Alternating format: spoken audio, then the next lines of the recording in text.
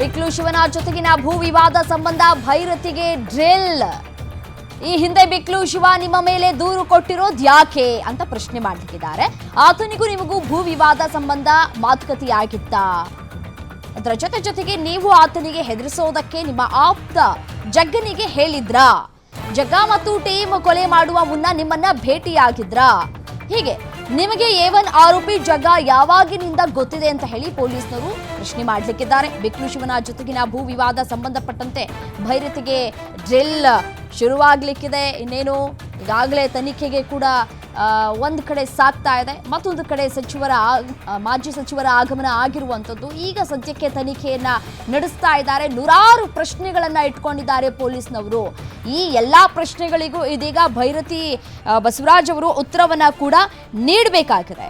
Details ಕೊಡ್ತಾರೆ ಅಜಯ್. ನೋಡಿ, ನೂರಾರು ಪ್ರಶ್ನೆಗಳ ಸುಳಿಯಲ್ಲಿ ಸಿಲುಕಿದ್ದಾರೆ ಭೈರತಿ ಬಸವರಾಜ್ ಅವರು. ಈಗ ಭೈರತಿಯವರ ಮತ್ತೆ ಜಗ್ಗನ ಸಂಬಂಧ ಏನು ಅನ್ನೋದು ಒಂದ್ ಕಡೆ ಪ್ರಶ್ನೆ, ಮತ್ತೊಂದು ಕಡೆ ಜಗ್ಗ ಅಬ್ಸ್ಕಾಂಡಿಂಗ್ ಆಗಿದ್ದಾನೆ, ಮತ್ತೆ ಬೇಲ್ಗೂ ಕೂಡ ಅರ್ಜಿಯನ್ನು ಸಲ್ಲಿಕೆ ಮಾಡಿದ್ದಾನೆ ಅನ್ನೋದು ಕುರಿತು ಮಾಹಿತಿಗಳು ಕೂಡ ಸಿಗ್ತಾ ಇದೆ. ಸೊ ವಾಟ್ ನೆಕ್ಸ್ಟ್ ಅಂತ ಹೇಳಿ.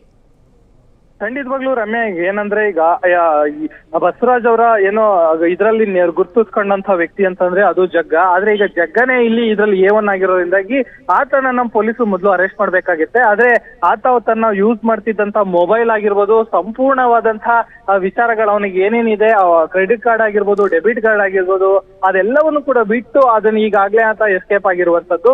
ಹಾಗಾಗಿ ಪೊಲೀಸರಿಗೆ ಎಲ್ಲೂ ಕೂಡ ಆತನ ಸುಳಿವು ಸಿಗ್ತಾ ಇಲ್ಲ. ಇನ್ನು ಆತ ಆಂಟಿಸಿಪೇಟರಿ ಬೇಲಿಗೆ ಕೂಡ ಹಾಕೊಂಡಿದ್ದಾನೆ, ಅದು ಕೂಡ ಈಗಾಗಲೇ ಮಂಜೂರಾಗಿಲ್ಲ. ಹಾಗಾಗಿ ಆತನನ್ನ ಕರೆಸಲೇಬೇಕಾದಂತಹ ಪರಿಸ್ಥಿತಿ ಇಲ್ಲಿ ಪೊಲೀಸರು ಕೂಡ ಇರುವಂತದ್ದು.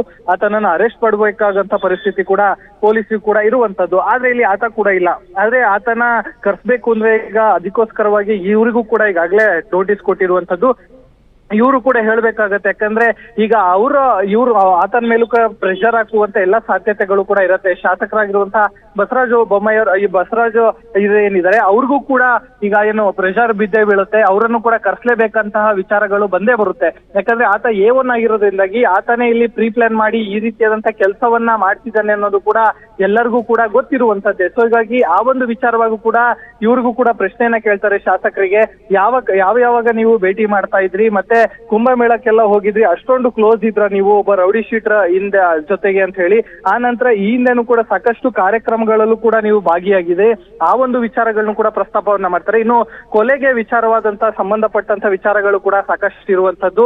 ನೀವು ಈ ಒಂದು ಕೊಲೆಗೂ ಮುನ್ನ ಜಗದೀಶ್ ನಿಮ್ಮ ಜೊತೆ ಭೇಟಿಯಾಗಿದ್ನ, ಕಿರಣ್ ಏನಾದ್ರು ನಿಮ್ ಜೊತೆ ಭೇಟಿಯಾಗಿದ್ನ, ಇವರಿಬ್ರು ಕೂಡ ಏನಾದ್ರು ನಿಮ್ ಜೊತೆ ನಿರಂತರವಾಗಿ ಸಂಪರ್ಕದಲ್ಲಿದ್ರ, ಆತ ಎಲ್ಲೂ ಹೋಗಿದ್ದಾನೆ, ಆತ ನಿಮಗೆ ಏನು ಹೇಳೋಗಿದ್ದಾನ ಅಥವಾ ಹಾಗೆ ಹೋಗಿದ್ದಾನ, ಮತ್ತೆ ಇದೇ ರೀತಿಯಾದ ಸಾಕಷ್ಟು ವಿಚಾರಗಳು ಕೂಡ ಈಗ ಪೊಲೀಸರು ಮುಂದೆ ಕೂಡ ಇರುವಂತದ್ದು.